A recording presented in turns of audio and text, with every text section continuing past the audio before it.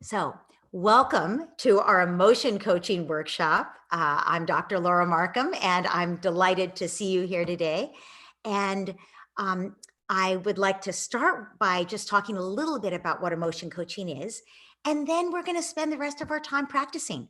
We'll do some work in breakout rooms, and then you'll come back from the breakout room. And if you choose to, you can share with me what you learned, from being your child, from acting as your child, what you learned from trying to coach someone else who was being your child at that moment, and also where you ran into problems, where you got stuck, and where you'd like a little more help.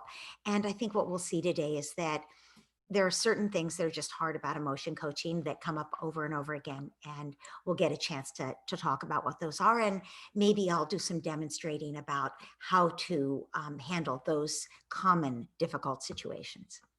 Okay, so let's start by just quickly reviewing what emotion coaching is. Emotion coaching is a term that was coined by John Gottman, who is a researcher at the University of Washington. He's probably the foremost researcher, definitely on couples in the world, but has done an enormous amount of research on children and families as well, because couples often have children. And he was very interested in, well, how do the people who have better marriages interact with their children versus the people who have a harder time in their marriage interact with their children? And what he found is that in the United States, which is the only population he was studying, um, many parents, at least 60% of parents, have a hard time with their children's emotions. Sometimes they distract the child because they're so uncomfortable with the child's emotions. Sometimes they punish the emotions. Sometimes they just feel overwhelmed themselves. Sometimes they are, always it is because of their own issues that they have a hard time with their child's emotions. But there were some parents who did something a little bit different. And that's what we're going to talk about, what we can learn from those parents. But I want to start by just giving you examples of the things he found in the 60% of parents who had a harder time with their kids' emotions. And, I think we can extrapolate to other countries. We don't actually know that the population is exactly the same. But I think if you're in another country, you can see whether this rings true for you.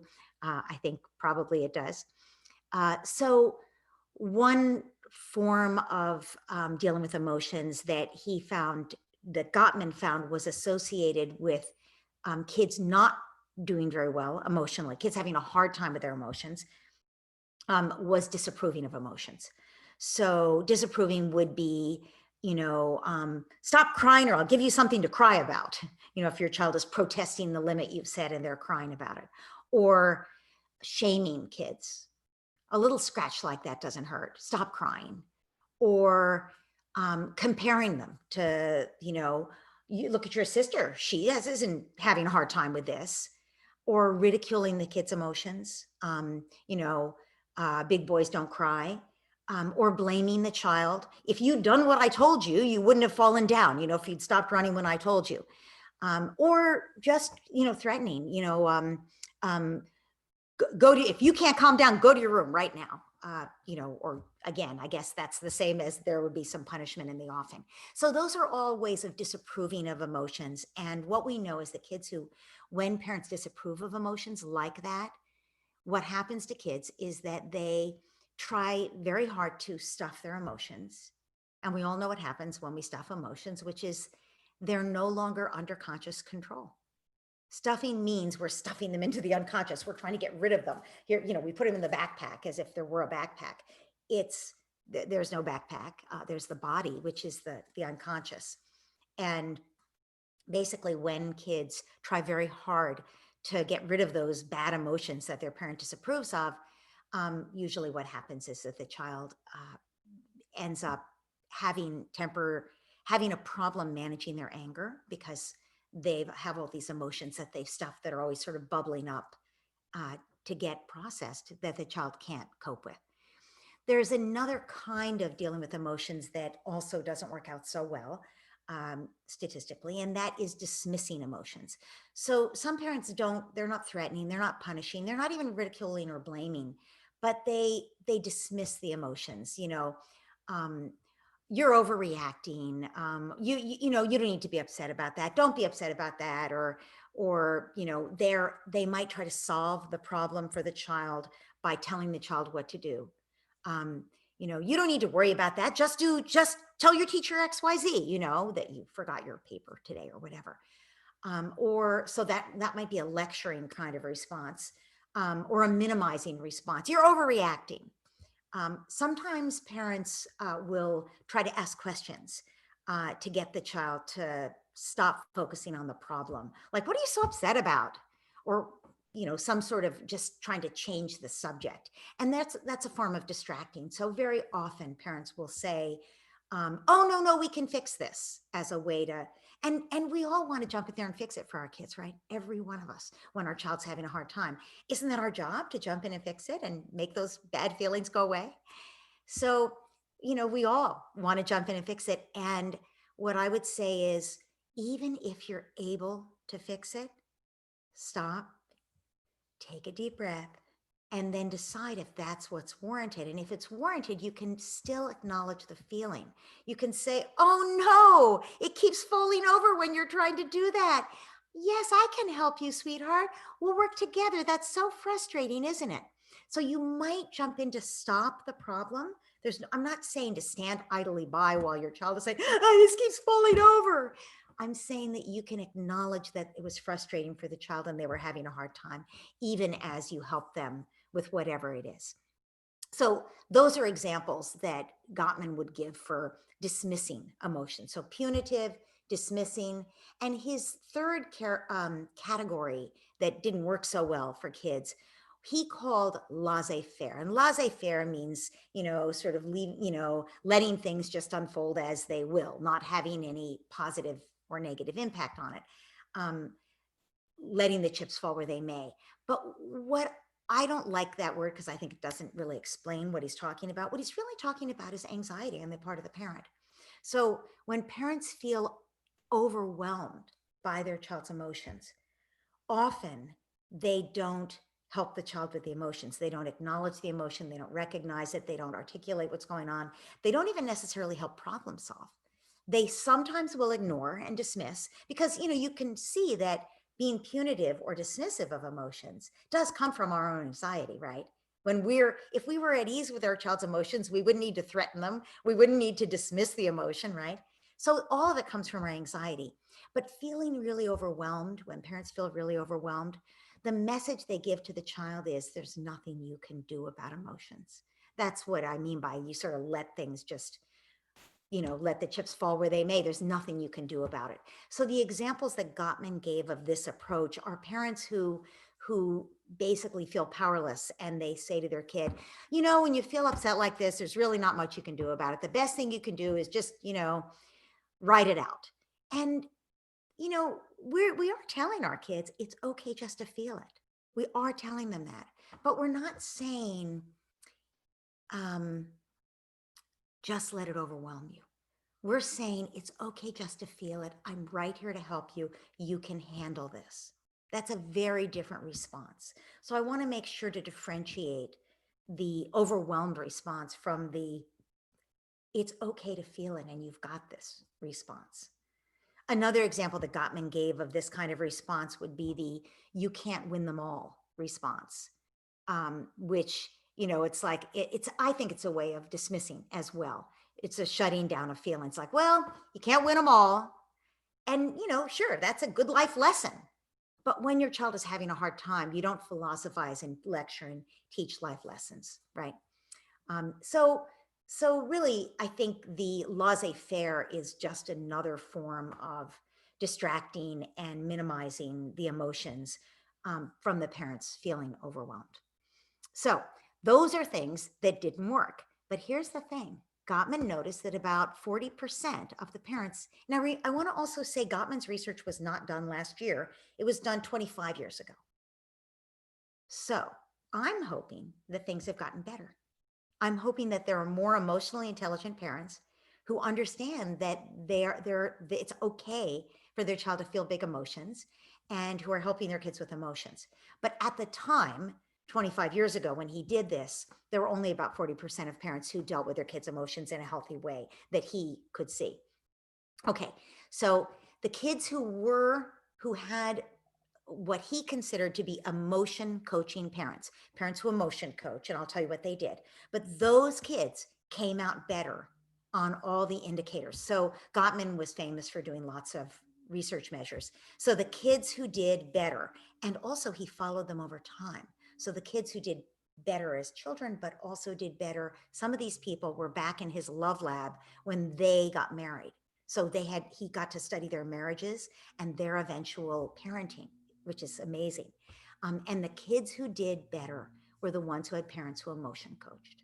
There's other research that takes the kinds of behavior that we identify with emotion coaching and watches what happens to those kids. And we know that kids do come out better in all these other indicators.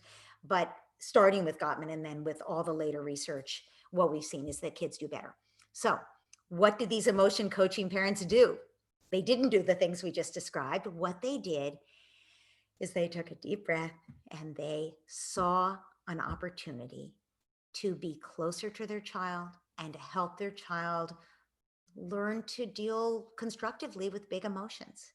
So the first thing they did when the parent was upset was the parent managed their own discomfort. The second thing they did is they connected with their child. Connected so the child felt safe. And the third thing they did was empathize and take the conversation deeper and acknowledge the child's perspective. That takes a while, and there's a 6-step process that we'll go through that that includes going deeper in the conversation. And then finally, Gottman did include, as the last part of emotion coaching, he included something that he called problem solving. And I add to problem solving repair with other and understanding the perspective of other people, which are examples of problem solving from Gottman's perspective.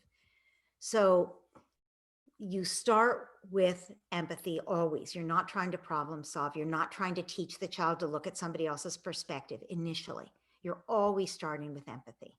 But even before you can do the empathy, you're starting by calming yourself down, if you can do that, and connecting with your child. That's what emotion coaching parents did. And, really it's mostly being willing to sit with the emotion and communicating to your child the attitude that it's okay. These big emotions are okay. They don't always feel good. They won't last forever. I'm right here. You've got backup, right? That's really what you're trying to communicate to your child. And there was a specific attitude on the part of these parents when Gottman interviewed them later, where they would say things like, I want my child to feel like they can always come to me with whatever they're feeling. And, my parents didn't listen to me when I was upset. And I want my child to feel listened to. And I never knew what to do with my feelings. And so I want my child to know that they can handle their feelings, whatever they feel. And another one that came out a lot was, my child's not a bad person for getting angry.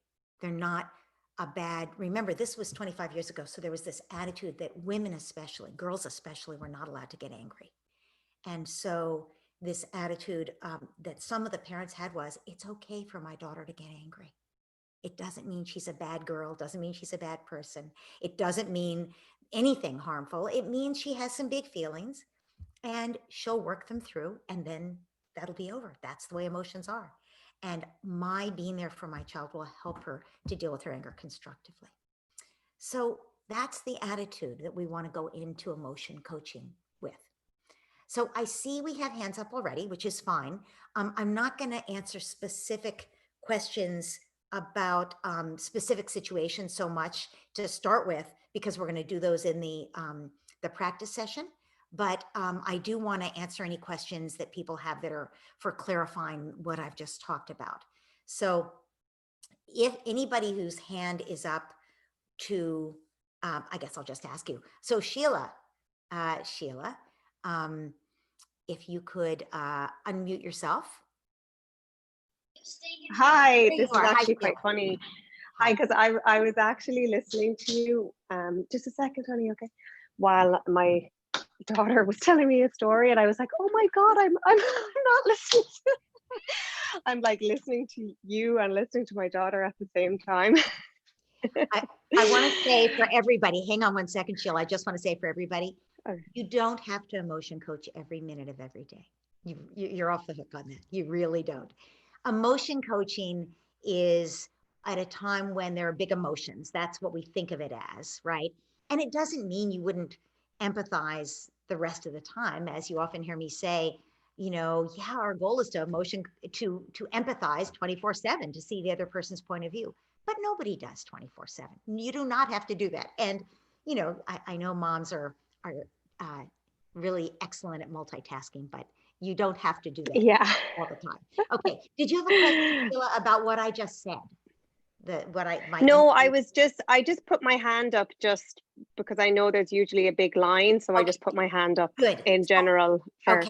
I'll leave your hand up. I'm going to remute you, and I want to just tell everybody how this is going to work today. So I'm going to do a little bit more introduction, not a lot. And then we're going to go into breakout rooms, and I'm going to give you some instructions. How many of you got the handout that I sent out this morning? Okay, a lot of you. Yeah. If you didn't get the handout, you can go to in the chat. Candace has posted its Word doc that you can just click to download, and you'll have it right there. And it's also on the membership page if you've got that open. And that will give you the practice that we're going to be doing with the dyads in a little bit, just for clarity's sake, so you won't have to take it all in when I say it. But we're going to do that, and then we'll come back together. And when we come back together, you'll share what you learned and what you got stuck on. And so if there are things you got stuck on in emotion coaching, then, absolutely, you'll be sharing that at that point. This is not a regular office hours where you ask me about a crisis in your family and I respond the way I would with office hours. This is specifically targeted to emotion coaching and how you do that. And it can include if you're getting stuck because your kid is always, screaming and yelling when they're upset, that might well be something you want to ask me in this emotion coaching session. But I'm just saying we're not going to talk about school. We're not going to talk about, grandparents, whatever. We're focused on emotion coaching for now. Okay. So just to finish what I was going to say, there's on that handout, you'll see some examples of things you might say when you're emotion coaching. And the examples are things like validating your child's feelings, like, well, no wonder you're so upset, right? And listening, that you might just say, wow, oh my goodness, right? Just so that they know you're listening. You might notice what your child is expressing without them saying a word. You might say, wow, you look so sad. Or I guess you're really upset about this, right? Or hearing your brother say that could really hurt your feelings, right? And then you might take action. You might also set a limit on behavior. You might say to the brother, you can tell your brother what you're mad about without attacking him, but you might say to the kid who has the hurt feelings, you can tell your brother that hurts my feelings, right? So you're setting limits, and you're also coaching the kids to express their feelings. That's fine to do as part of emotion coaching. And you're also just honoring the feelings. You're saying it's okay to feel sad. What could you do to take care of yourself while you feel this way? So it's not just the overwhelm of, yes, you feel sad, but more like it's fine to feel sad and you can take care of you, right? So we want our kids to always feel like they have somebody in their corner, essentially. They have you and they have themselves, and they're learning from you how to be their own backup. So I mentioned a 6-step process. The 6-step process for how to emotion coach is everything you already know. You calm yourself down, number one. Number two, you connect to create safety. And connection could be a physical connection. You could, go and hug your child. It could be that you verbally say something to your child to connect, but you're trying to use a warm tone of voice to connect. So that's the first two things. The third thing is empathize. And I just gave some examples of how you might empathize. And now the next two parts are a little more, they're a little more of a dance than a science, but they're about digging deeper. They're about allowing your child to express more of the emotions. And the reason for this is that often parents will say to me, yeah, I say, you seem upset. And my kid goes, I am upset. I'm so upset, right? And then it's just sort of, you're stuck, right? Like, where do you go from there? So the kinds of things you might say at this point would be, well, tell me more. Or I guess you might state what they said. I guess you feel like it's really not fair that you don't get to have any more screen time today. Is that right? So you're restating what they said, and then you're asking them if you got it right, right? Or it sounds like you think your brother, that I'm being unfair because your brother, got to do such and such and you didn't get to. Is that right? Do I have that right? So you're restating what they said, you're asking if you had it right, and you're saying, tell me more, right? So you're starting with empathy and validation, and then you're describing and asking if you got it right and trying to take it a little bit deeper. So those are steps 4 and 5. You double check to make sure that your child feels understood, and then you're also taking it deeper and asking them to tell you more about it. And you might be saying things like, oh, sweetie, no wonder you're upset. We can fix this. We can solve it. First, tell me more. Why did you think that such and such? Or you really wanted this, huh? So you're just giving them an opportunity to basically to get it off their chest, to explore more of whatever it is that's upsetting them. So that's your 6-step process. And I want to say, I didn't print it out for you or anything, but there is a blog post called The 6 Steps of Emotion Coaching. That's from maybe July 2019. But if you just put the 6 steps of emotion coaching into the search box at AHA Parenting, it will go through these steps and it will give you examples of the kinds of things to say. So that it's a great, I probably should make a printout of it. There's on the printable, the printables, I'm always trying to pare down the words because there are always a lot of words on them, but the printable does have some of the things you might say empathically. But if you're wondering, well, how can I take this conversation a little deeper? That you'll find that on that blog post, The 6 Steps of Emotion Coaching. Okay.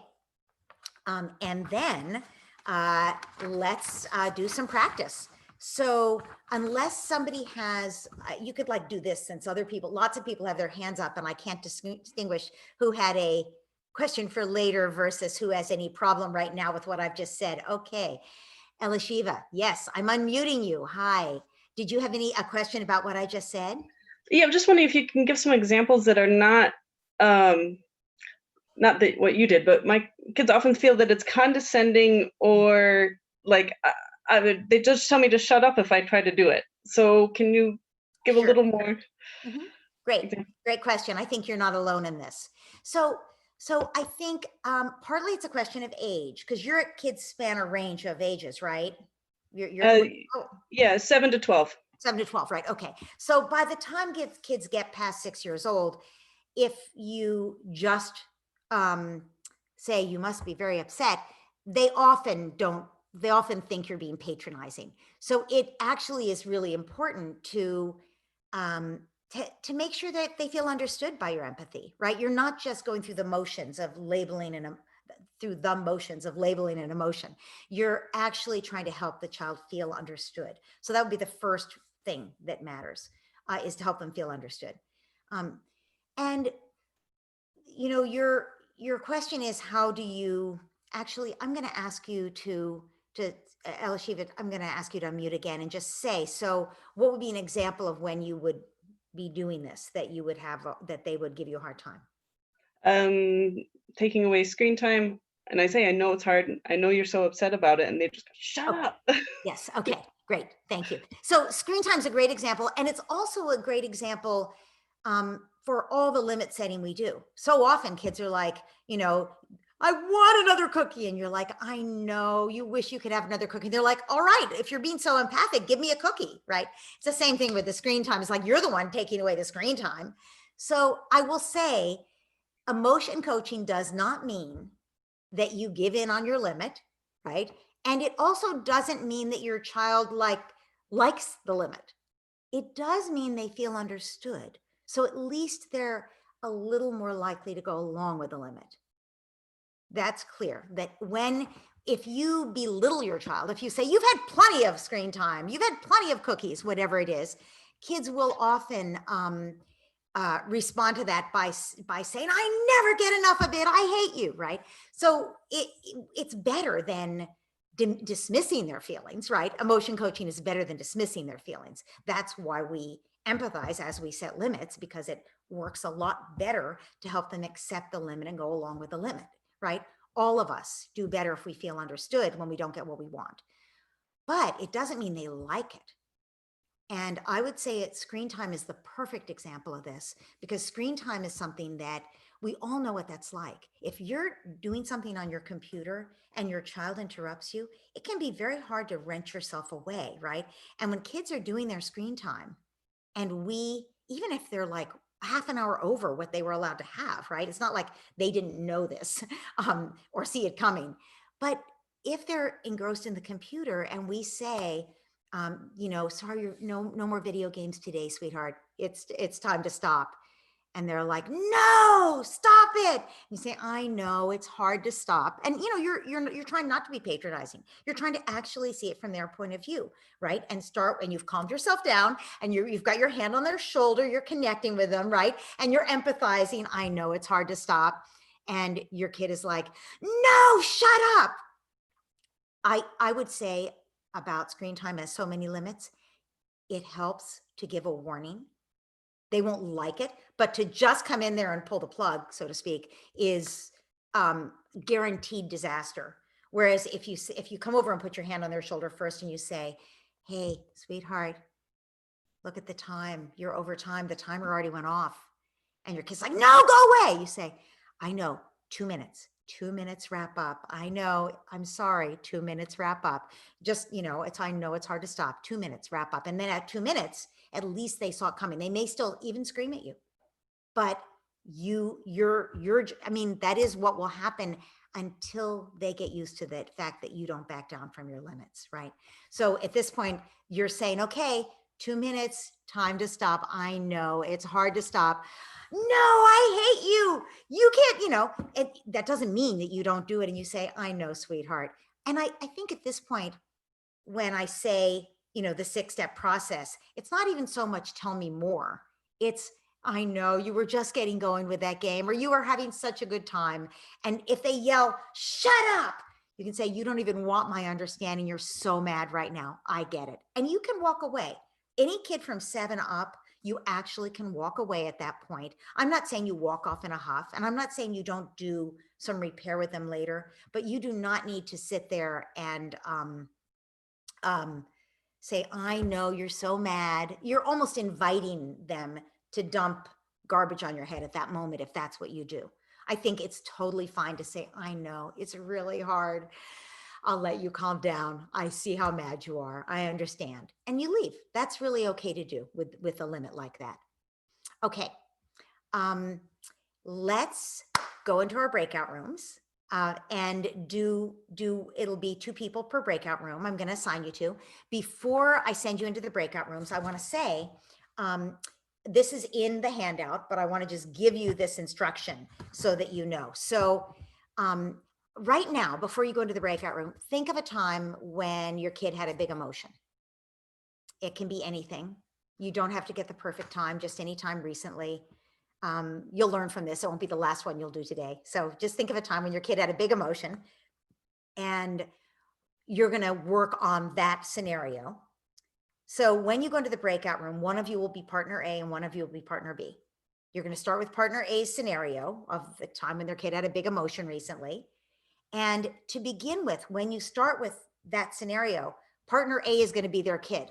So actually, let's demonstrate this. Who wants to be my guinea pig for a moment? For 2 minutes. Marta. Okay. I'm going to ask you to unmute yourself. Great. Hi, Marta. Okay. So do you want to give me a big a scenario, a short scenario of when your kid had a big emotion recently? Yes, absolutely. So Okay. my son has a really hard time with if I've told him that we will likely be able to do something that day. And then as days go, we can't always do it. So yesterday, as a matter of fact, it was just I told him that we could make spaghetti and meatballs for dinner. And then by the time we came inside from being outside, it was such a beautiful day. It was already 6:30. And I said, sweetheart, we're just not gonna be able to do meatballs tonight. I mean, this is like from scratch meatballs, Yes, of course. we're And he just was very disappointed. so Okay. upset. All right. You're partner A, I'm partner B. Okay. So you've got your scenario, and we're going to start with you being your son disappointed about the spaghetti and meatballs last night. Okay. So you're going to be the kid and I'm going to be the parent. I'll be you. Go Okay. ahead. Mama, are we still doing spaghetti and meatballs for dinner tonight? Oh my goodness, look at the time. Oh, sweetheart, I am so sorry. You really wanted those. No, you Yeah, said. You I did say, you're said. totally right. I did say. And now we don't have time. We stayed out so long. We don't have time. I am No, you so said we were sorry. doing spaghetti and meatballs for dinner. I want spaghetti and meatballs. You No, said. you do. I know you want spaghetti and meatballs. You were so excited about them, and so was I. I know you really want them, and I know we're going to be able to have them soon. No, We can't have no, them we're doing it tonight. tonight. And then Yes. he walked to the fridge, opened up the fridge to take out the ground beef. Of course, of course. So he does that. You don't have to stop him from doing that. That's guaranteed to be a way to get him into a power struggle. Okay. But let's say that in our because we still have we're almost to the 3-minute mark which is what it'll be. And I'm gonna just send a little broadcast message into every breakout room at 3 minutes. So you'll know that then you're gonna switch. But okay, oh sweetheart, you're going to get the beef out of the refrigerator. You want this so badly. I bet you that when we do have spaghetti meatballs, you're going to be able to eat 1 million of them. Is that right? You really want these so much. I want them No. tonight. You Not want them tonight. And I hear you, sweetie. You really want them tonight. And we're really not going to have them. I know that is so disappointing. That is so disappointing. But you I said, do. and yesterday you And I said did. too, and now we're not doing it again. And I said it yesterday too. Oh my goodness. Wow. And you never I broke a promise to you 2 nights in a row. I am going to have to learn not to do that, to make the promise. And I did it because you wanted them so badly and I thought we'd do it. Okay. You know what we're going to do? We're going to make the meatballs tomorrow morning so they're ready for dinner tomorrow night. Can we do that? Sorry. So you notice I'm problem solving now, but I'm also trying to get through to this kid that it's a definite no. It is a hard no. And what will happen when I get through that it's a hard no is probably he's going to start crying. Probably. Yes. Right? Isn't that right? And at that point, that's actually a lot better than the anger to deal with. The anger is still trying to batter down the wall that mom has put up here between him and the meatballs. But if he can accept that it's not going to happen. So, and in fact, I would say, Marta's being so calm here that I introduced this maybe too soon. The idea of tomorrow morning we're going to make them. Actually, if he were escalating more, which I bet he was last night, I bet he was escalating more. So if he was actually escalating more, so you have to watch this in your dyads. If he's actually escalating more at that point, what I'm going for is the tears. I want him to grieve about the meatballs. Okay. Because until they get that it's a hard stop, that it's not going to happen, they don't actually grieve. They just keep trying to batter down the wall, right? So, oh, sweetie, you want them so much and we're not going to be able to have them. And you're probably at this point screaming at me, Yes. right? That you want them. Okay. All right. So we just got a broadcast message to switch. So here's what's about to happen. We're going to switch and I'm going to be the kid. Okay. And we're still in scenario A. We're still in the scenario of the first partner. We're going to get to scenario B in a minute. So the first partner scenario, we're still going to do, only now we're going to do it from the opposite perspective. So I'm still partner B. We're still on your scenario. But you're going to be the parent and I'm going to be the kid. Okay. Mom, we have to start the meatballs. Oh, sweetheart, I'm so sorry. Look at the time. It's already 6:30. You can't not do the meatballs. You said, you promised. No. You Oh, promised but yesterday too. You promised, you always promise, and then you don't do it. I know. And we completely lost track of time. We were outside riding your new bike, and it is so late. I don't care. I don't even want that bike. I want the meatballs. I know, bud. I know we said we were going to do meatballs, and you love. Not fair. You never make what I want for dinner. Oh, honey, I know. And you know what? Tomorrow we absolutely. That's what you always say. You say that, but then there won't be meatballs. You know what we'll do? We'll make sure that we set a timer on Alexa to remind us to get going early so we have plenty of time to No, get. I want meatballs now. No, you do, bud. We're going to have a different dinner tonight. So we're going to say that the flip just came in. So what we're going to do is I'll send you a message to everybody in all the rooms to wrap up scenario A at this point. And so share with each other if you had anything you noticed before you go into scenario B. So first of all, Marta, did you notice anything that was useful in this exercise? Just that I probably needed to. I started getting nervous, I started getting like, oh God, we're getting out of control. And it starts feeling scary. But I guess you're right. Like once the tears started, and the tears did start, I think he started crying when he was walking to the fridge. And I took his hands away and I was like, bud, no, we're not doing this right now. We're not opening the fridge. I'm so sorry. But I think just not fearing that, but being like, oh good, he's crying now. He's starting to accept it. Because to me, this like walking to the fridge and opening the fridge, and that kind of thing feels really scary. Like, what am I going to do with this kid, who's doing this right now? He can take the meat out and he can, take it out and he can even drop it on the floor. Unlikely. He's most likely going to put it on the counter. Yeah. But you still don't have to make the meatballs. Right. So you're still in charge of you no matter what he does. You don't have to be frightened.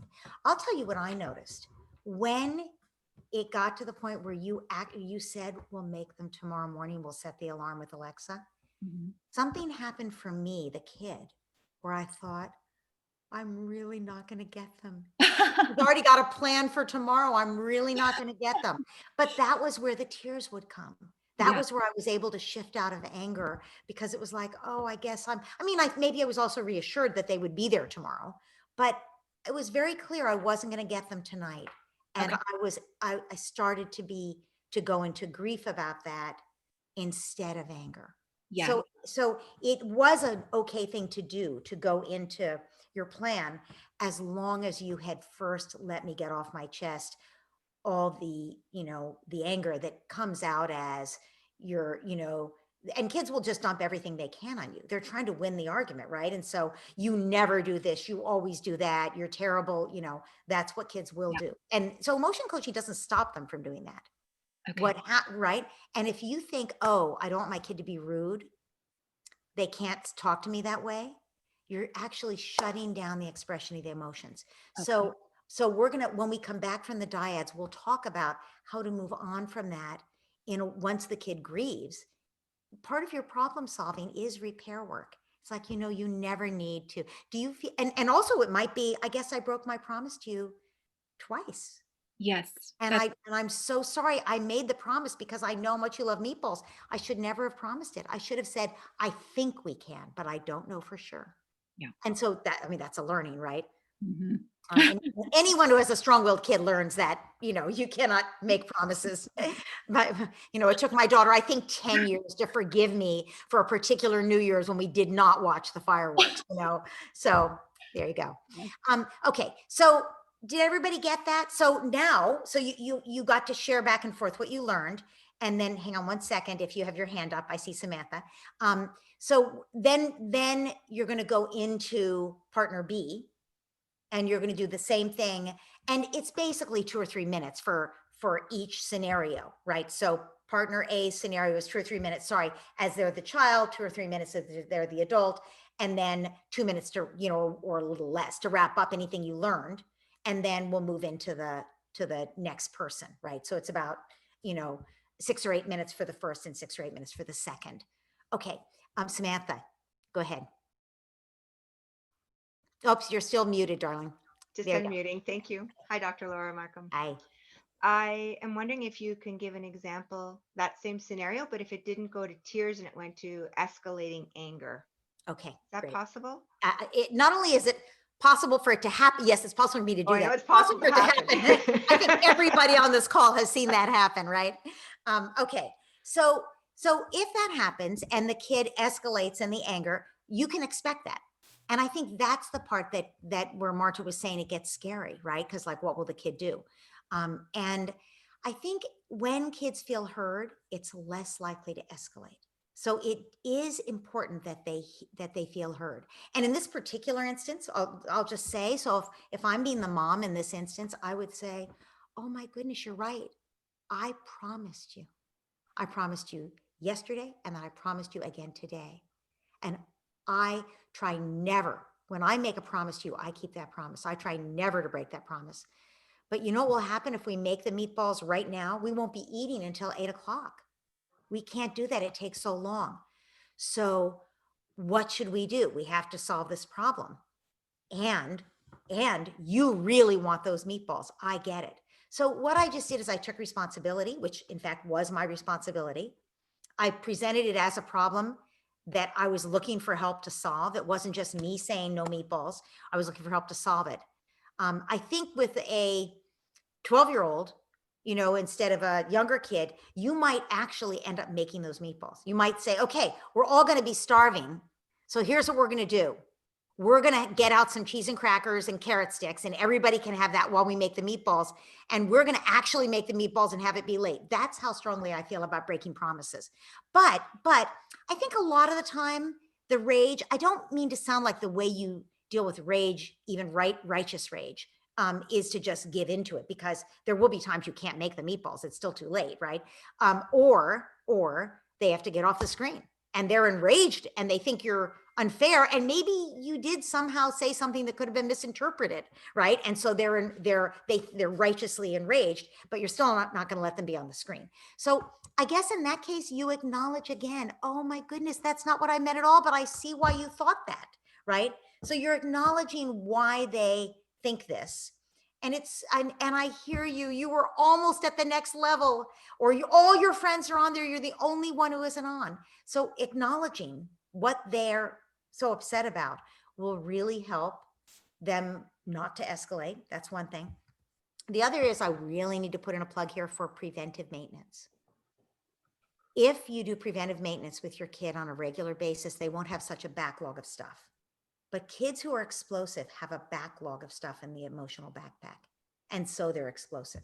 They might be highly sensitive people who are always about to blow because they've been storing things up all day, or they might have stuff against their brother and it was their brother that set them off. Whatever it is in their backpack, kids who are explosive, they need regular preventive maintenance, because otherwise you'll see they will explode. So I guess that there's no easy answer, except you can keep kids from escalating by responding, by acknowledging what they're upset about. This makes sense? Okay. I want to go into the breakout room. Does anybody have a question that has to be answered before the breakout room? Yep. Thank you. Okay. Yes, you're welcome. Okay, Halisa, it looks like you say your question has to be answered for the breakout room. Go ahead. I'm really sorry, Dr. Laura. Sorry to interrupt. Very quick question. Now, you said at the beginning that you don't have to do emotion coaching every day. Well, you have to do it every minute. You Yes. probably do have to do it every day. You do? Okay, great. Because I have twin boys, and one is very sensitive and often cries at is anxious about everything, cries a lot. Whereas the other one is the opposite. So he gets really angry, he just loses it. And this happens on a daily basis. So it does feel extremely wearing and tiring. My husband actually one day lost it and said, basically, you're spoiled brats. And I don't believe that. I hope they're not. But it feels as if we're having to do this every day and having to do it too frequently. Great. So thank you for that question. Thanks. So this is, again, preventive maintenance time.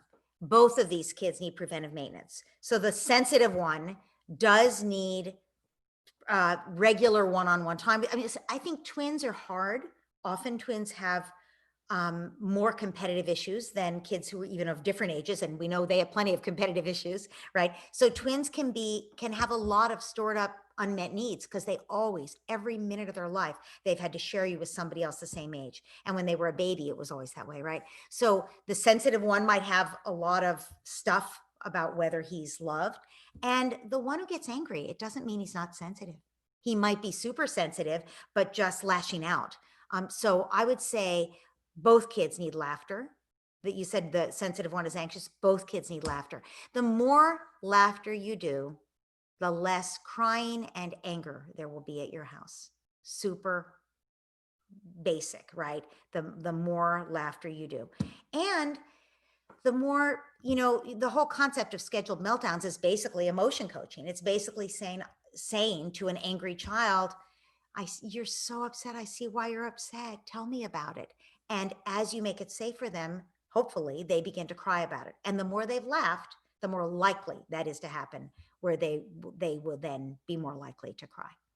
Okay, so we're going to go into the breakout rooms.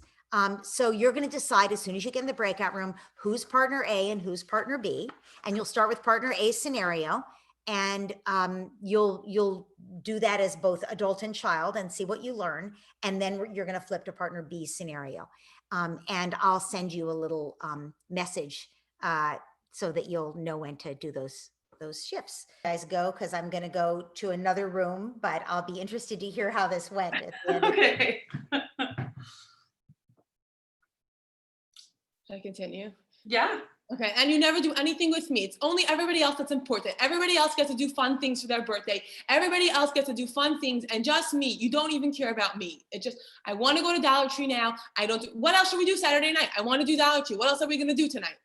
You know what? I hear how much you want to do something with me, and I want to do something with you. You are the most important thing to me. You know what? We're going to put Dollar Tree on our list to do. It's not going to work right now, but you know what is going to work? What can we do together right now?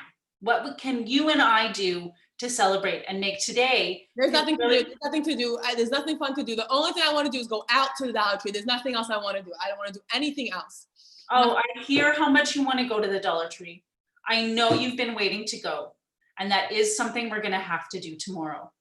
And I put it on our list. It's going to be the first thing we cross off tomorrow.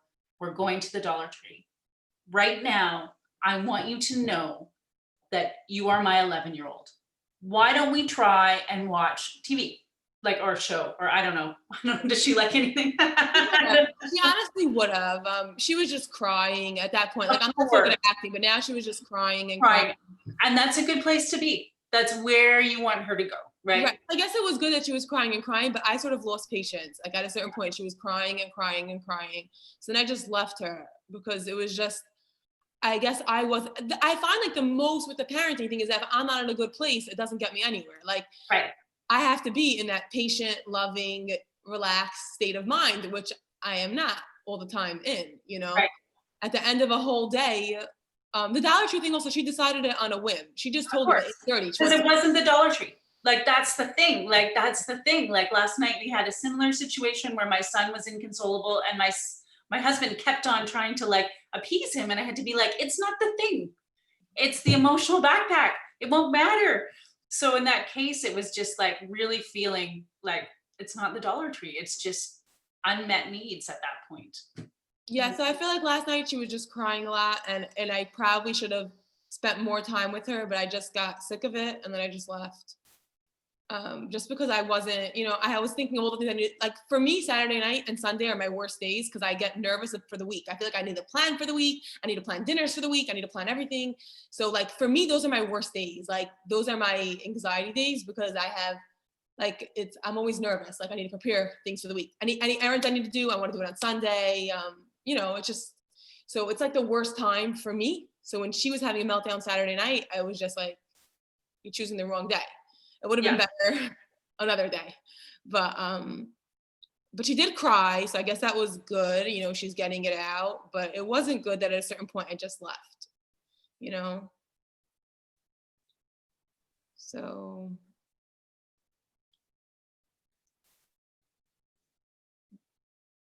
Dr. Laura, do you have something to add here? Yeah.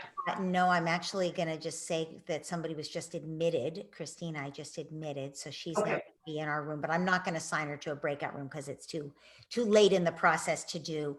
So when I came back later, it did sound more convincing to me. So I know it's different when you're acting and, with people who are not your kid. But I guess I would just say, you say you're apologizing to her a lot. I think, what did you think? Did you see a difference? We were acting it out the opposite way. So it was easier for me to act it out as her. Yes. Um, Of than course. act it out as a mother. Yeah. But yeah, I mean, I think I really just feel like it's basically if I'm in a good place and I am able to, like, I know what to do and I could do it and I've done it very well, plenty of time with my kids. It's just I have to be in that good place. And last night I wasn't. I think that makes perfect sense. And I think that is that's why number one is always calm yourself down, because it isn't just calm yourself down. It's calm yourself down and sort of rev yourself up to be able to give, because it really is a lot of giving. Emotion coaching is a lot of giving. And when you're depleted, when you're depleted at the end of the day, it's pretty hard to do. Yeah. Right.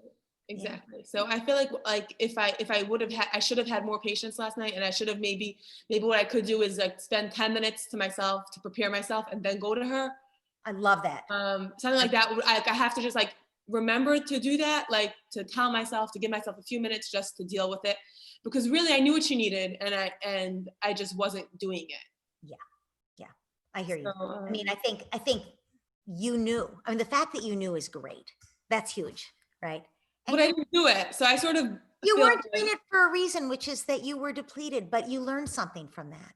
You learned, okay, next time I can say to her, oh, sweetheart, I really want to be here for you. I will be right back. I have to, whatever, and then, go and do whatever you need to do for you to replenish yourself. And, not easy to do, but so you learned that.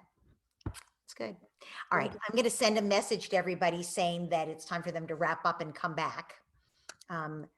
Please wrap. Thank you, Candid.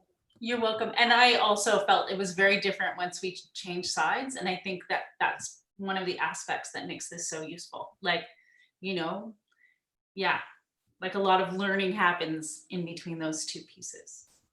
Yeah, it's good.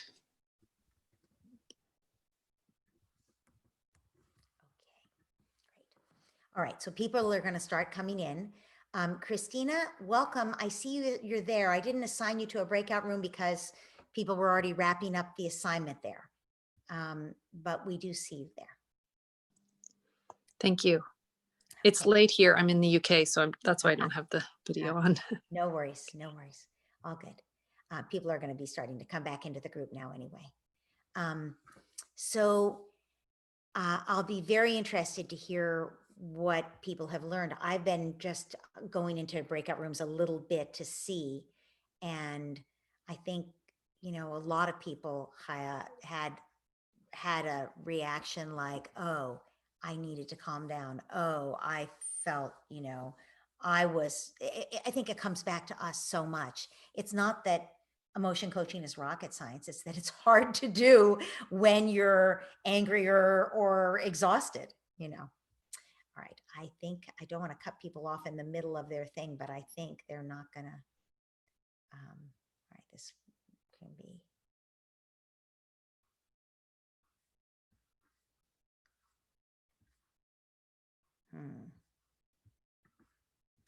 Okay. Does anybody who's already back, since you're back and other people aren't back yet, anybody who's already back have anything they want to share about what they learned? I will. You know what I think? I think it was really helpful for me to be the child and see what it felt like hearing what it sounds like. That was really helpful. I've never practiced that way before. Yes. I'm always the parent. Yes, right, of course. And what did you hear as the child? How did it come across to you?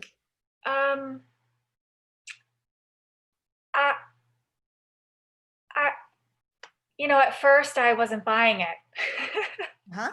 It sounded like they were just trying to like put you off or whatever. No, just, you know, well, maybe like I just didn't feel like I heard the words, but I didn't feel it inside. I don't know how to explain it, but No, it didn't make a difference to you inside, but is that because you thought your parent didn't actually understand or didn't actually care? Or was it something else? I think it is the tone of voice, and Yeah. I think it is that. Yeah. Yeah. Yeah. So if the parent, if their tone of voice doesn't, I was going to say doesn't communicate, doesn't resonate for the child, doesn't communicate understanding, the child's not going to buy it. So you said at first that's the way it felt to you, but then something changed? Yeah, I can't remember what my partner said, but I think she started to problem solve a little bit.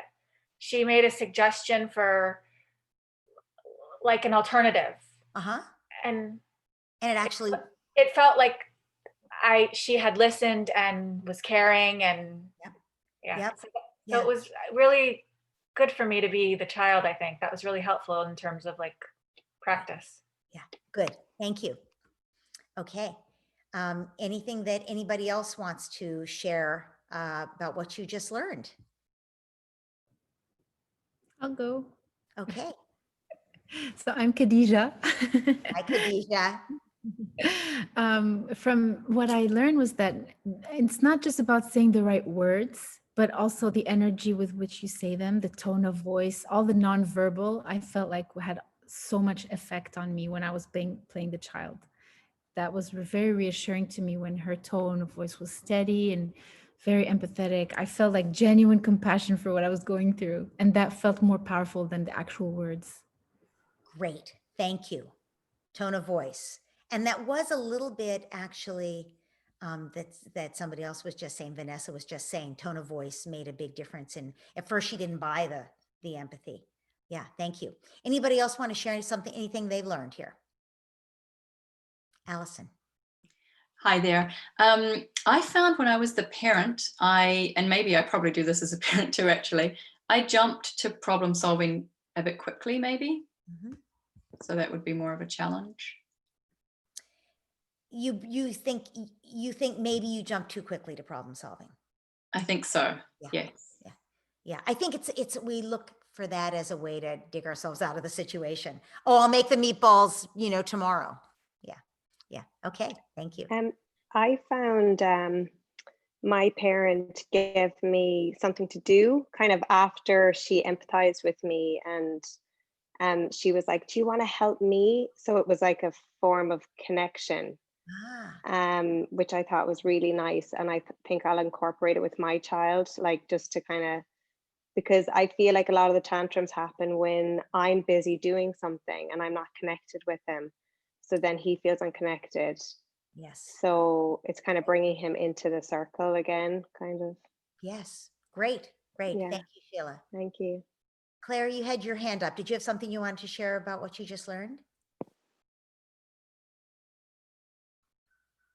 You're still muted. Let me unmute you, or you could unmute yourself. Okay, good now? Yes. Yes. Sorry, I'm an amateur. I found that so useful. Can we do more of this, please? That was just an aside, because I'm not on Facebook or any social media, so I don't get to interact with other parents doing this. So I found that just magic. But what I found so interesting about it is because my partner was great, and she was doing all the things you say, Dr. Laura Markham, and the things that I churn out in a very gentle, compassionate way.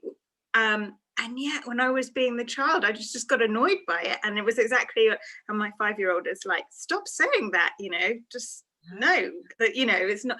And I was, one of my blocks is around, why is my empathy not working? I think I'm being empathetic, but she just doesn't, feel it. And I don't get past that, bit. But now in doing the role play, I really kind of got a sense of why it's not working, because that, it doesn't resonate with her. I don't think. I think I actually probably have to match her energy and being like, yeah, I hate it when people tell me I can't do things too, or something like that. That there's more on, would make more sense to her than the I know, I understand, I hear you. That just drives her mad. Yeah, I love that. It's about matching her energy. Not right, because if you just stay calm, she'll think you're not understanding how important this is. Yeah, because I wasn't hearing the words. I was just hearing, oh yeah, I'm blah, blah.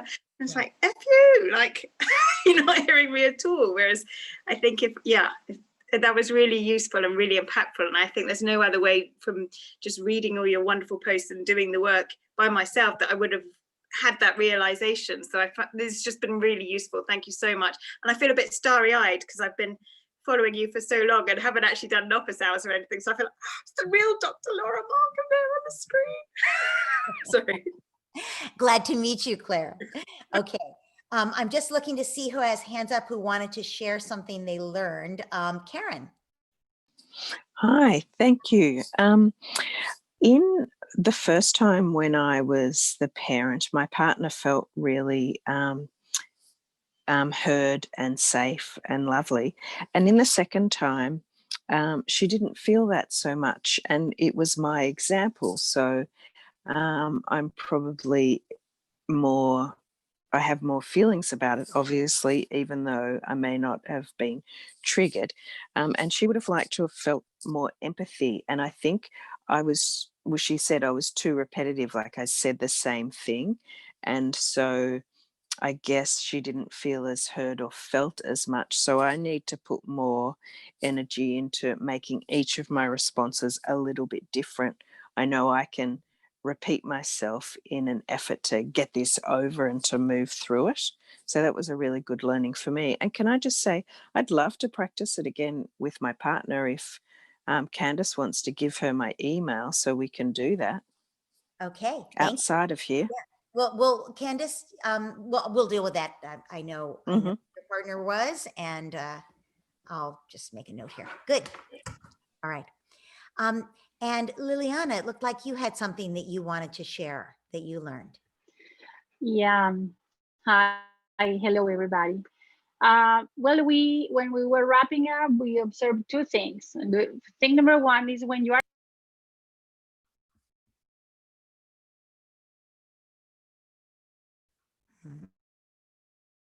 So Liliana, I can't hear you. Is that me? No. Yeah. Oh, it's me. Okay. I can't hear her either. We all can't hear. Can you hear me? We all can't Can hear. you hear me now? No, I can hear you. Go ahead. I think we can all hear you. You do. We were unmuting, both of us unmuting at the same time. Sorry. Okay. So, okay, when we were wrapping up, we observed how when we take the role of the parent, we can feel the pressure mounting up as the conflict is coming. It's like, oh, here it is. What do I have to say? Where is the script? So that's to say how important it is to manage ourselves first, no? Calm down, because if we try to approach this as a stressful situation, we're going to forget all the things that we just said, the empathy and everything. Yes. That's one. And the second point that I learned is, as a child, when I start seeing that there's empathy coming towards me, it's more difficult for me to fight. I don't have anything to fight against because the other part is mellow. No, I don't have the wall to bump against.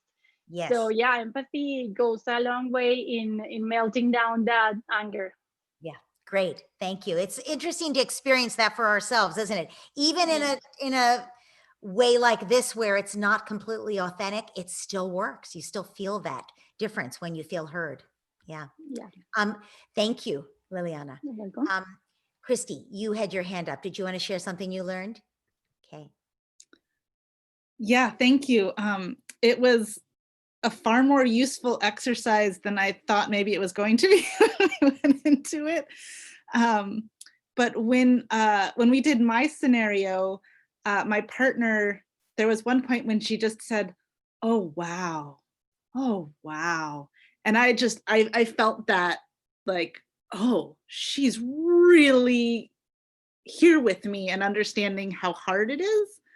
And then when we flipped it around and she was being my child, it took about 5 seconds for me to like get flushed and, you know, tense, very much like what Liliana was just saying, like all of the, like I had to just stop 10 seconds in and be like, okay, clearly I need to really bring myself back down, and I'm not approaching this situation that's happening a lot with my child anymore, I'm not coming at it with empathy anymore. It's just like frantic anxiety at this point. So I found it really helpful to both to get that full empathy from her and to feel what that felt like, so that I could then notice how different it was when I did my parenting part of it, to think about how can I pull back those strategies again and reconnect. So thank you. There are a few more people who want to share what they learned, and it is also okay to ask questions if you got stuck. And I want to say, people are asking if we can turn on the private chat so you can connect with your partner. I can see that I can set it up that you could chat with no one, or with me, or with everyone. So I'm going to just say I will do it as I'll leave it as everyone. But if you want to connect with your partner, just shoot an email to me and we'll figure out. You tell us who the first name of your partner though, so we can figure that out. Okay, Kay and Tom, you have your hand up. Did you want to share something you learned? Oh, I think you're still muted. Sorry. Can you unmute yourself? There you go. Hello. Hi. Thank you. So it was a great session. And I think what we learned also is that, you know, these tantrums or these whinings and these big emotions, even though it doesn't lead to crying, can be long. I mean, it can go on and on and on, as you can figure out. And so what was helpful is what we learned from you tonight, is that it's okay to say, I'll leave you alone to calm down, that, you know, you don't want to hear me to try to understand you right now, but still be in the area. And so that's how we were able to kind of close the session, is using that. It was awesome to hear, sorry, Kay, about our partner, Naomi. She said some encouragement. She said, you know, try to look for Isaiah like 10 years down the road and see if because we keep looking for changes after 6 months. And because we're like, okay, because we don't see any benefits yet so far of the awesome wisdom you've given us, but still, she said, look for him down the road and you may see changes then. But okay, so we have hope. But go ahead, Kay. Another thing is that we learned is it's really difficult to threaten. You know, so one example was whatever they're doing, and it's a time limit, and we have to move on to either next activity or to a meal.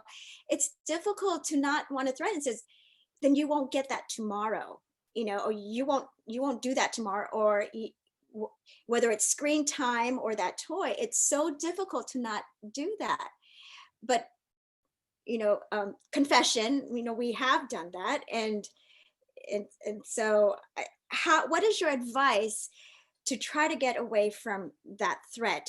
If you don't stop either at the screen time or doing whatever, you know, I think the answer is, so first of all, I want to say you should see changes within 6 months. I appreciate that Naomi gave you hope. I love that. And it's true that he will be not doing this at 18 or whatever, but you should be seeing changes within 6 months. So the fact that you're not tells me that he needs to do more laughing and crying. Okay. That's what it tells me. And I know he's a sensitive kid, but he needs to do more laughing and crying, and that will help. In terms of moving him along, if he's got the screen time and he, you know, wants to do it, wants to keep doing it, and you want to threaten him, I think the answer is you're threatening him because you can't figure out what else to do to get him off the screen, and that might work. But I think unless you're prepared, I mean, I wouldn't make a threat during a moment of anger, because you A, might not end up wanting to follow it through, and B, it may not be the threat you want. You know what I mean? It may not work. It may not be like something that you would actually want to do, put it that way. So if you're going to say, if you're saying to yourself, you know what, we can't let this kid have screen time anymore. He can't handle it. If you're saying that to yourself, it's not something you bring up to him at that moment. It's something you talk to each other about. You get clarity. You sit down with him another time and you say, you know what, sweetheart, it's so hard for you to get off the screen that we're going to have no screen time. And then we can ease back into it and see how you handle it. You actually can do that. And I would be prepared for big fireworks, but you could do that. If you're just doing it at that moment to get him to cooperate with you because you just need him to come take his bath, that's a bad reason to do it because you don't actually mean it, right? So why would you threaten, right? You know what I'm saying? So at that point, when you're trying to get him to leave the screen and come take his bath or come to dinner or whatever, I would give lead time, right? Give a few minutes to turn it off. And then I would give an extra 15 minutes for the meltdown. You can assume there's going to be a meltdown and you can say, you know, after you've calmed yourself, right? You've connected with him. Oh, you were having such a good time with that. Oh my gosh, you almost got to the next level. Oh, wow, give me 5. And look at the time, sweetie. It's time to come. It's time for bath time. I know you don't want to stop. And he starts to go ballistic and scream at you. You can say, I see how upset you are. And it's still time to turn off the screen. And you know, if you think he can turn it off, you can let him do it. Otherwise, you'll have to turn it off for him, right? Which means he's going to go ballistic. That is what will happen until he's used to your actually following through with this, right? So it's not that there's something else that's going to work better. I would certainly say connecting with him works better, and to say it's before he ever gets on that screen, to say at the end of screen time, it's going to be time for a bath. It might be hard for you to turn it off. What should we do in that case? Before he's ever allowed to get on the screen, you would do that. You don't just put up with it being hard at the end. You start problem solving around it before he ever gets on the screen, and maybe before you let him, you know, have that as an ongoing part of his life. Does that make sense? Because screens are addictive, right? Well, I'm glad you brought that up to like the preemptive, right? The preemptive, because we laminated your secret weapons. Good. Okay. And we during snuggle time or at a neutral meal time, you know, we've gone through, you know, how to calm your body and, you know, to get the signs, and at that time he'll go with the discussion, but when it actually happens, he does none of it. And I'm like, of course, Kay, that is par for the course. That's something you can expect from any human being. Imagine that you and Tom worked it out that you would use those secret weapons when you got angry at each other for something. Then imagine that you're in the middle of a fight and one of you pulls that out. The other one is going to be willing to take a deep breath and calm down. No, right? No one at that moment actually wants to calm down. You know, your child is not motivated at that moment to calm down.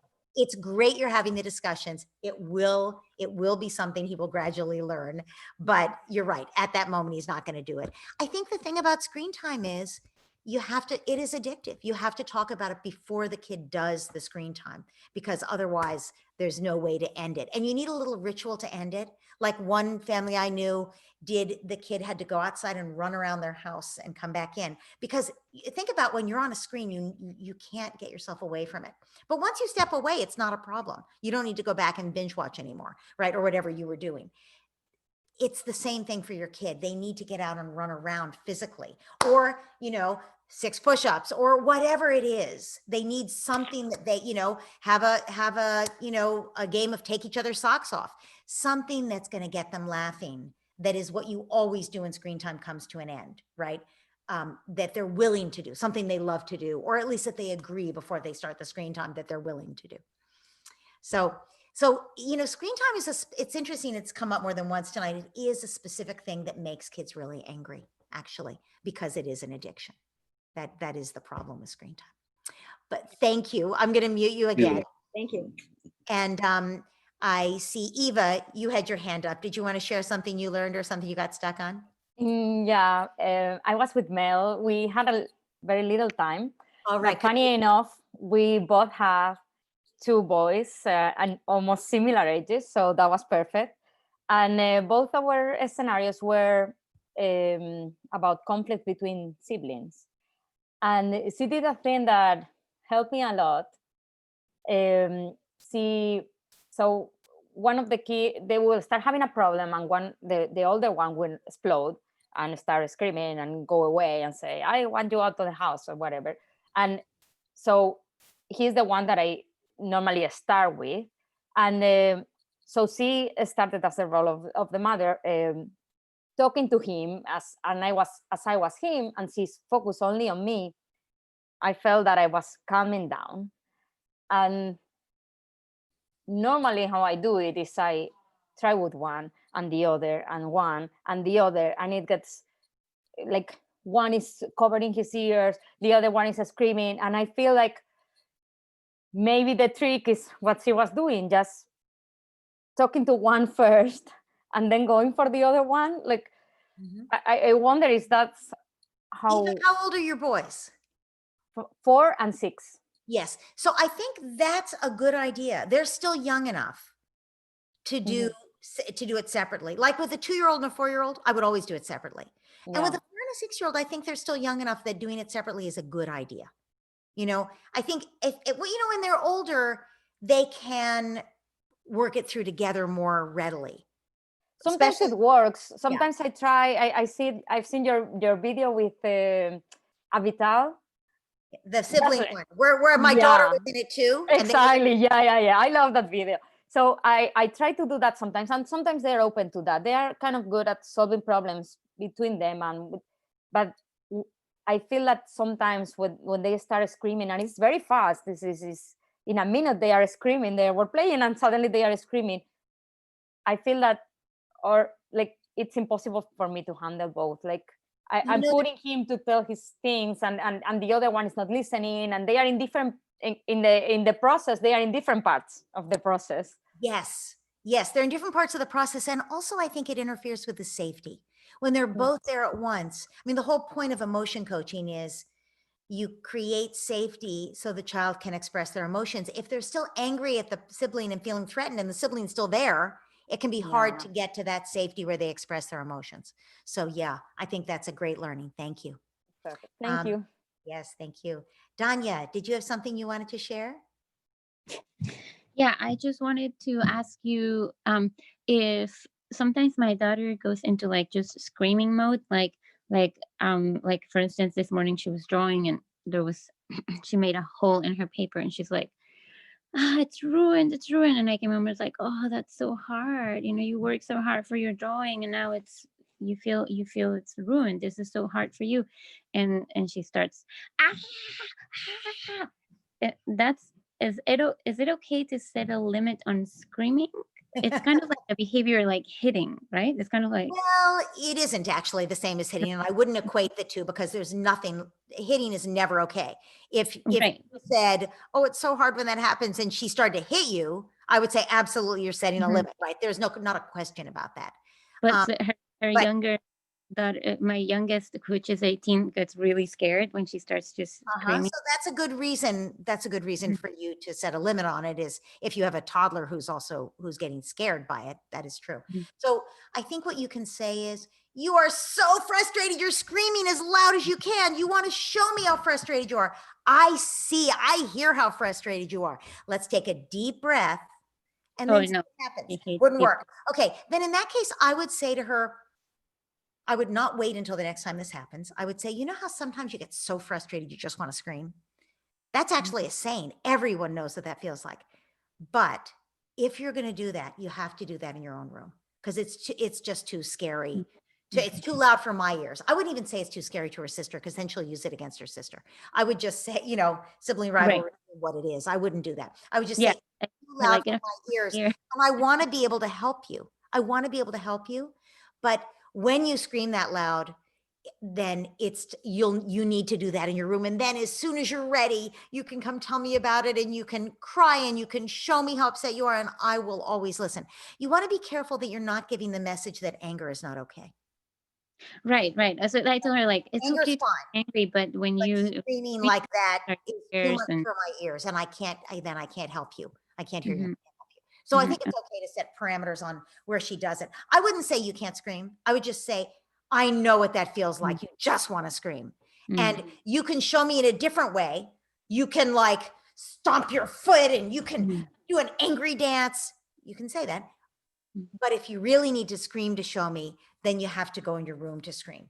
And I mean, I wouldn't even say to show me. If you really need to scream to express it, then you have to go in your room to scream, right?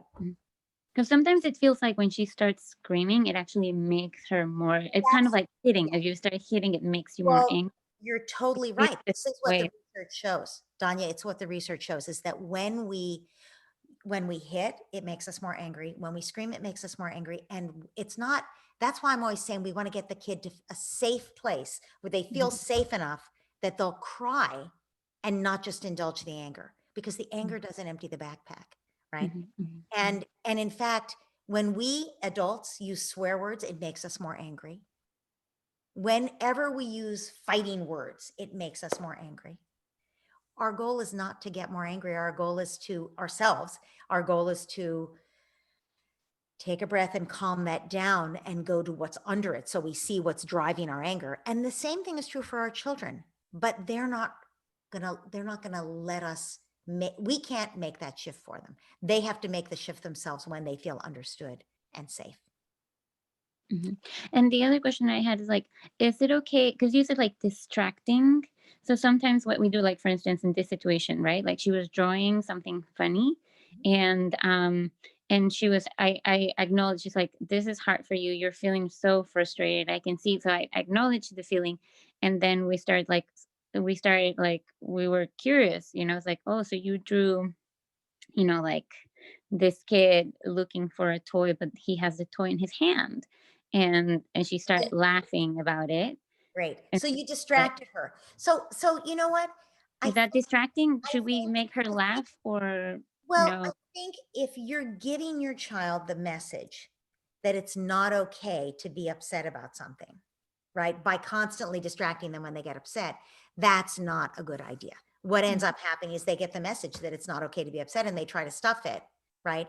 And, think about the ways we distract ourselves. When she grows up, if she gets upset, what's she going to do? Go eat something out of the refrigerator, have a drink of alcohol, right? That's not what we want her to do to distract herself from the pain, right? We want her to know it's okay. She can tolerate the pain of having messed up her drawing and made a hole in her paper, as it feels like the end of the world right now, but it's not the end of the world. So that's why I say don't distract. Is it okay to distract once in a while? Yes. Yes, it is. I'm just saying that in general, your message has to be, life can be uncomfortable, but there's a lot of growth in the uncomfortable moments. And I'm not afraid of your upset when you're in an uncomfortable place. I'm here to help you through it. Yeah, I guess where I'm still confused is like, is it okay? I mean, you said like distract once in a while, but is it okay if we first acknowledge the feeling? Oh, of course you have to first acknowledge it no matter what. But you're saying, was it then okay to distract her? Yes. So I think at some point it's fine to say, I mean, even what we talked about earlier, the meatballs, we're gonna have meatballs tomorrow. In a way, is that a distraction from their disappointment that they can't have meatballs right now? I suppose it is, right? So once they've had a chance to express feelings, you can try to move on to problem solving, which yours wasn't really problem solving, but it was an attempt to Yeah, I talk was just about curious, her like, oh, what are drawing. you It was an doing? attempt to talk about her drawing. You know what? I guess I'm going to give you an assignment, Tanya. Notice what you're doing. See how often you do it. See what would happen if you sat a little longer with the discomfort and didn't distract her. That'll be interesting to see what happens. Okay. Mm-hmm. All right. Okay. Thanks. So there were a few more people who wanted to share what they learned. Karen, you've had your hand up a long time, and Samantha. Samantha, you said you were going to have to jump because you're running out of battery. All right, we're going to do some. No, you're okay. You're good. Okay. And also Dr. Laura Hyatt also has her hand up physically every. Okay, great. Thank you. Thank you. So here's who I see. I see Karen, I see Samantha, I see Kate, and I see Chaya. Can you come back to me? I'm just jumping in the car with my son. Back to you. Okay, so Samantha.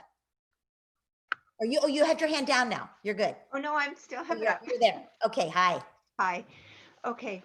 So actually I'm just gonna close the door. Sorry. My son is 10 and he's old, so he's older. And expressing his feelings has never been something he can do. He definitely can't put his feelings into words, and he gets quite angry when something goes wrong. And it can come out of the blue. So for example, we'll be walking home, it's a sunny day, we're laughing, he's telling me about the day, he's telling me what he wants to do that evening, the door closes and there's a major meltdown. All of a sudden, it's like Armageddon. And then he quickly escalates when I start to, oh, honey, you're very upset. I'm right here with you. It's okay. We're home. It's safe. Let's talk about this. And the more I try to empathize, the quicker it escalates to the point where get away from me. I don't want you near me. Yeah. And it's constant, you know, we've got better with it since I've been introduced to you, but it's not something I feel I've mastered yet. So I was just wondering if you could I'm weigh going in. to say do less verbal empathizing. So Less? I can less. I think when your 10-year-old walks in the door and immediately falls apart, it's a full backpack. It's a hard day. It's, you know, stuff is all built up and he just doesn't have the inner resources to deal with it. He's tired, right? And I would just say, oh, sweetheart, can I give you a hug? Would he say yes or no? I don't know. I've never done that before. When I step closer to him, he steps back. So maybe not. He might not let you give him a hug at that point. Okay. So I think the point is you want to acknowledge that he's suffering at that moment. Okay. But you don't, 10-year-old boys are trying really hard to make that big leap into manhood. And they have not yet learned that they can be tough and tender at the same time. And right. And so he doesn't want his mom of all people to be saying to him, oh, you're so upset. Right. And so I think it makes perfect sense that he would reject your efforts to say anything. Sometimes they'll let you hug them. Sometimes, you know, they won't for all the same reasons. So when he falls apart, I would just say, oh, sweetheart, how can I help? How can I help? You never have to analyze. You never have to say, oh, you had a hard day and you're so disappointed about this. You don't have to do any of that. You know, when I say describe what they're upset about, that's if they're still engaged verbally with you. If he just comes in the door and falls apart, it's a full backpack and he doesn't need anything described. Because you know how when you're upset, you could, I would just say the times in my life when I've been upset, everything seems wrong. I could give you a long list. And, you know, the next day, none of those things are actually a problem, right? And I'm sure that's what it's like for him at that moment. So empathizing does no good if you're describing the things he's upset about it. If he's not giving you, if it was a specific thing, like, but I thought we were going to, you know, have meatballs and now we're not, that's a different situation. In this case, he's falling apart because he's falling apart, right? And so it's just, oh, sweetheart. You're not even using any words. How can I help? And he might say, you can't help. You don't know anything. And you could say, I'm right here with a hug. Can I give you a hug? No, I'm right here with a hug when you're ready, sweetie. And that's it. That's all you have to say. You don't have to hound him and stay next to him. He's 10, right? He's not 4. So I think then as soon as he calms down, he'll probably say something like, I'm sorry, I was so upset. I don't know what was wrong. Everything seemed wrong. I suddenly realized I had homework to do or whatever he'll say. You know, it doesn't really matter. And you can give him a hug and say, I know, I feel that way too sometimes. You know, I'm always there to help if you need me. And that's good enough. So more freedom to feel and let it to be safe. The parent of a 10-year-old, I think that's a good thing to start like moving into that phase. Yeah. Because I would be there and I would say to him, it's okay, hon, I'm right here with you. And then he's like, get away from me. Leave me alone. I want to be alone. And then I'm like, oh. Yeah. And he's 10, so it's okay. As long as you then do that repair later. Okay. Yeah. Thank you. Yeah, you're welcome. Okay, Kate, are you there? Yes, I'm here. So my question is about your cozy corner or the calm down spot. I just want to know, how can you use it so that it's not a distraction? Oh, that's a great question. And I'm not keeping up with the chat because I want to focus on the people who are talking, but somebody else did, Christina did say something similar, which is we're trying to calm them down and at the same time we're supposed to allow the anger. Wait a minute, which is it? So those are great, they're overlapping questions. And I guess I would say we want to give kids the message that there's nothing wrong with having the feelings, and you want to be there for them to express the feelings, and you want to help them if there's an issue. So Kate, the use of the cozy corner, you never send kids to a cozy corner to calm down until they're ready for it. And what I mean by ready is if you have a cozy corner in your house, you take them there to calm down. You say, oh, let's go snuggle up. Let's help you feel better. Not let's go calm down. Let's go help you feel better. And you're not distracting them from the feelings by showing them, you know, you know, bubbles or sparkles or whatever, you know, the snow globe. You're not doing any of that. You're saying, oh, you were having such a hard time. In the beginning, when kids are little, with the calm down corner, you're always saying, oh, you were so disappointed about whatever. You really wanted whatever. You know, yes, let me hold you, sweetie. Sometimes everybody needs to cry sometimes. So you're really acknowledging that. And if they're angry at you, you're saying, and this is for Christina, you know, you are so mad about this. This wasn't what you wanted. This isn't the way you wanted today to go, is it? So you're acknowledging the anger, right? It doesn't mean they can hate you, right? Or act out angrily, but you're acknowledging that they're angry. And that's perfectly okay. So you wouldn't send the kid, you wouldn't say, don't you yell at me that way. Go calm down in the cozy corner, right? Because that's not going to help them calm down. No, I guess my question is more, we get to the cozy corner and I have these distracting things like, you know, those snow globe type things and books and, yes, you know, do I bring them out, not bring them out? Just So continue the empathy there. I would say, Kate, when you first get to the cozy corner, how old's your child? 3. Okay, take your 3-year-old to the cozy corner, snuggle them, talk to the degree that seems appropriate. You don't have to talk a lot. Anytime someone's upset, you don't have to talk a lot. You can just say, oh, you were so disappointed. Oh, that's so sad that such and such, we can't do such and such. I know. And then maybe your goal is always to help your child feel safe enough to show you they're upset, to show you their tears, or to say what they're afraid of, and not to have them be angry. Your goal is not to stay with the anger ever. It's to help them feel safe enough to go under anger. But after a child has expressed whatever it is and they're snuggling up to you, you can say, oh, does that feel a little better now? Everybody needs to cry sometimes. You know, sometimes after you cry, it helps you feel better. It's a good way to take care of yourself, to listen to some music, to look at the snow globe, to settle your thoughts. What would you like to do to settle yourself down now? So you can offer these as after they have emoted. You can offer these things as ways to care for themselves and to reestablish their equilibrium. Does that make sense? Yeah, so after they've cried, it's not to get the anger away. That is, I would say that if they're sad, you never shut down sadness. And if they're afraid, you never shut down fear. If they're angry, you try to help them feel safe enough that they're not just going to escalate the anger. So if they're angry, I'm so mad, says the 3-year-old, right? And I would say, you are so mad, you're disappointed because you wanted XYZ to happen. You're mad and sad. So I'm always trying to help them notice, especially a 3-year-old. You're going to be more cagey with a 10-year-old, right? But with a 3-year-old, meaning you might just say you're upset with a 10-year-old.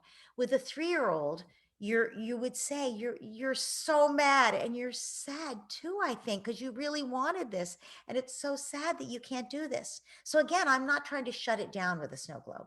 The snow globe is sort of a next phase thing. Okay. So it's after they've had a good cry. Yeah, if possible, yeah. Yeah, okay. Okay. All right. Thank you. Thank you. Okay, so I know we had we had Haya. You had your hand up for a long time. Hi, Haya. Hi. So I'm concerned that if, like, let's say I don't feel that empathy, like what I can do to feel it more. Okay. So I want to just say for everybody who wasn't part of your breakout group, because I did see a little of your breakout group, that you recognize that the reason it was harder for you to be empathic at that moment with your daughter is just that you were depleted, you were exhausted. End of the day, you weren't prepared going into it for there to be this meltdown, and then bam, you were on the spot. So the first thing I do want to do is just say, for you and for everybody else, if you're not feeling the empathy, start with giving yourself some love, because it's hard to be empathic to somebody else when you're running on empty, right? So that's the first thing. When you notice you're not being empathic, I would say just stop and try to give yourself some, you might even do this thing that you're seeing me do right now changes your body chemistry. There's actually some research on this, that when you do this, it signals your body that it can calm down the stress hormones. You're being taken care of. It's so interesting. You can do it for yourself. So if you notice you're not feeling empathic when your child is screaming at you, I would actually do this. Take a breath. You're just taking care of you to try to replenish you a little. And then so that's the first thing, take care of you. And the second thing is try to remind yourself why you're here doing this, that your child may be yelling at you at this moment, but your child has a legitimate grievance from her perspective, right? Even if she shouldn't be yelling at you, obviously. So to just try to see, so do this first, and then try to see it from her perspective. Say, wow, well, she's really upset about this. She's not supposed to yell at me, but she's really upset. She has a reason. I want her to feel she can come to me with her upsets. The more she feels heard, the less she's going to yell. That is always the case. We don't have to escalate when we feel heard. So I would remind yourself that there's a reason for this and try to see it from her perspective. And sometimes that can help you. I mean, no one feels empathy when you're feeling attacked, right? She was yelling at you. You felt attacked. How could you feel empathy, right? So at that point, I would also just remind you, don't take it personally. Don't take it personally, because you are empathic. At that moment, it was hard to be empathic for a reason, right? And I think that goes for everybody here. And if you feel like in general, for anyone listening today, if you feel like in general you want to become more empathic, then that's something you can actually practice. Just as you go through your day, like wake up in the morning and say, today I'm going to be more empathic. I'm going to try to notice other people's perspectives. And just start noticing it. And what you'll see is if you let yourself see someone's perspective, you'll start to feel it more. Like right now, I'm seeing your perspective and I'm getting tears in my eyes, right? You'll start to feel people's hearts more as you make an effort to do that. But the times when you don't with your kids, it's not because you don't love your kid or feel empathy for them. It's because this is just the hardest work in the world, right? And we're exhausted at the end of the day, right? And so it can be hard. Or when we're being, verbally attacked by our child, or heaven forbid, physically attacked. It's hard to feel the empathy. That's all. So just take care of you and then remind yourself. Thank you. You're welcome. Okay, I know, Claire, you had your hand up. And I just want to say for everybody, I know we're approaching the 2-hour mark and we are going to stop, but I'm just trying to get to the hands that are up now. So other than Claire, did anybody else have their hand up who I said I was going to do? I think we got everybody up except Pamela. Sorry, Claire and Pamela we're going to do, and that's it. Okay, Claire, go ahead. Hi, Dr. Laura. Thank you so much for doing this. So my question was, sometimes I've got a 4-year-old, and I know you said you shouldn't leave a 4-year-old, but sometimes, like you just said, so what you just said just resonated to me, because sometimes I'm just exhausted. I'm a single mum and I've been working all day, and he'll just, because like, again, you said, I've not had time to do that preemptive stuff in the day. He'll come home, he's got a full backpack, I've got a full backpack, he kicks off and I can't cope with it. And so I can't empathize, and I feel like I have to actually take myself out of the room, and I just really want, is that okay? Because I just think if I don't, I'm going to explode and kind of, say, why on earth are you doing, what are you doing? I can't cope with this. Can you calm down? All the things that I know aren't very useful and actually won't make the situation any better. But, and I have said to him before, I think I need to go and have some time out, or I need to do some deep breaths. And he's even said it to me, Mimi, you need to do some deep breaths. I need to do some deep breaths. I think the truth is, it would be great if every one of us 100% of the time were like a Zen master. And when our 4-year-old got upset at us, we were able to stay completely calm and not have to leave the room. Would that be wonderful? Yes, but we're not. And so we can't. I mean, you're not leaving because of him. When you leave the room like that, you're giving yourself a timeout, you said, you're giving yourself a break because you don't want to do something worse than leave. You don't want to explode at him. And I think, that's good that that you will otherwise explode. It's better that you leave the room than that you explode at him. Is it ideal? No, because you're not creating safety. right? But is staying in the room and exploding in going to create safety? No, of course not. So I would say I'd love to see you work on two things. One is when you know, to keep doing what you're doing, where you notice before you lose it, right? And you say to him, okay, mommy needs a timeout. And you say, I need to do some deep breaths. Should I sit here with you and do deep breaths, or should I go into the bathroom and do deep breaths? Whatever. And that puts him a little bit more in charge of it, and he knows why you're doing the deep breaths because you've already talked about that. So he doesn't just feel abandoned. I don't want to see you be like, oh, you're being such a brat, I can't stand this, and walk out of the room. That would, of course, make him feel rejected, and he would follow you and escalate, right? Because he doesn't feel heard. So if he knows that you're going to the other room and taking deep breaths, he's going to be a lot better. So that's great. But I think it'd be great if you could also say to him, I really want to hear what you're telling me. I see this is important to you. I see you're concerned about this, or I see how important you feel about, how important this is to you. And I need to take some deep breaths so I can stay calm, right? And then leave. That's the first thing. And then I said, I wanted to ask you to do two things. So that's the first, and that's a lot I'm asking right there. But I'm going to ask something else, which is I know you're a single mom, so you do not have a lot of time. Start working with a guided meditation. I think the little daily meditations that are 4 minutes long, that are at the in the course, just listen to one every morning, or maybe before, if you're picking your son up. I don't know when you say you're coming home. So if you've been working and you're picking him up somewhere before you see him, just start to sort of come back to you. Come back to you so you can take care of you and be in a more centered place every day, sometime, preferably before you see your son, if you've been separated.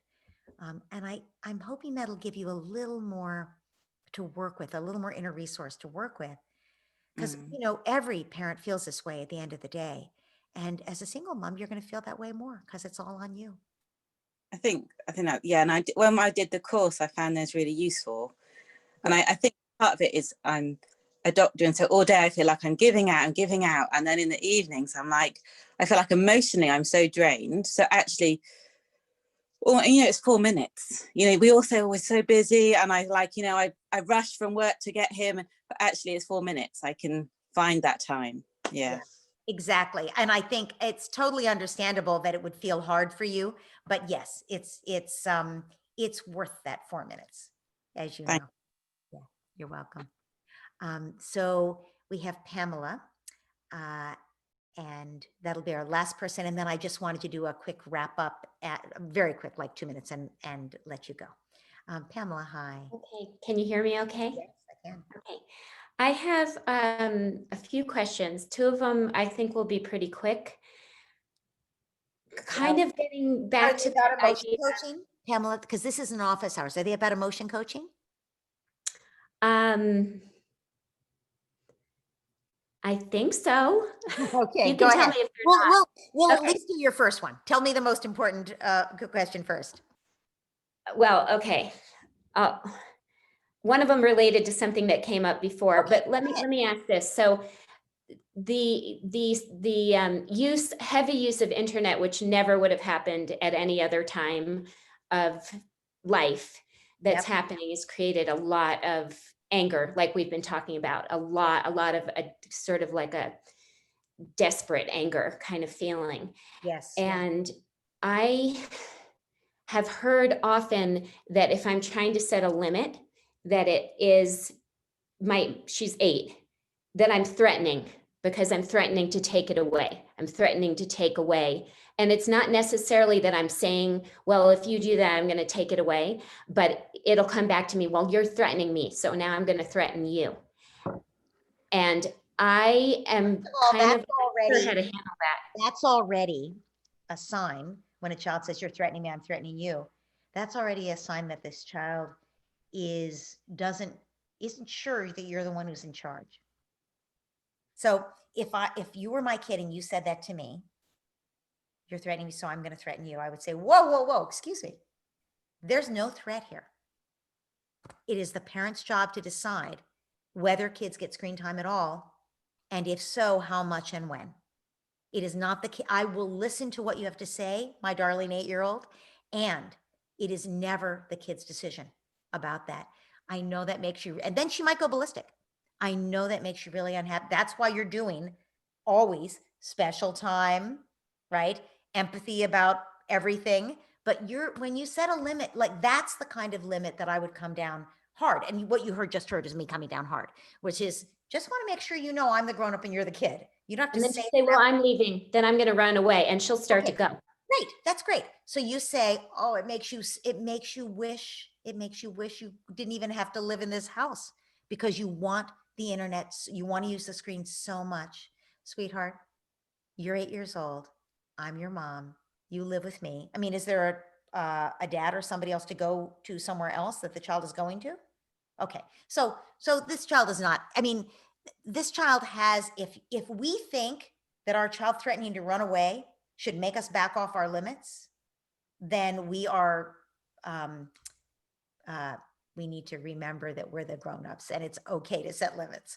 I would just say, if she says, I'm leaving, then I'm done. Say, I know that makes you feel like leaving, and I'm your mom and you're going to stay here. And when you calm down, we're going to talk about screen time, because so far you're not showing me that you're able to handle it, and I'm getting worried about it. That is what I say. Great. I'm putting on my shoes and she's walking out the door. So sometimes then I'll try to hold her. I'll try to reconnect. But that's a scary moment for me. Is when she's leaving. I guess that'd be scary for anybody, Or but she starts to threaten me. She's going to say, I'm going to threaten you with something you don't like so that you will give in. Yeah, but so you're not threatenable. I'm telling you, Pamela, you are not threatenable. I mean, I'm not threatenable. What could my child possibly say that makes me not the adult and them not the child? Right.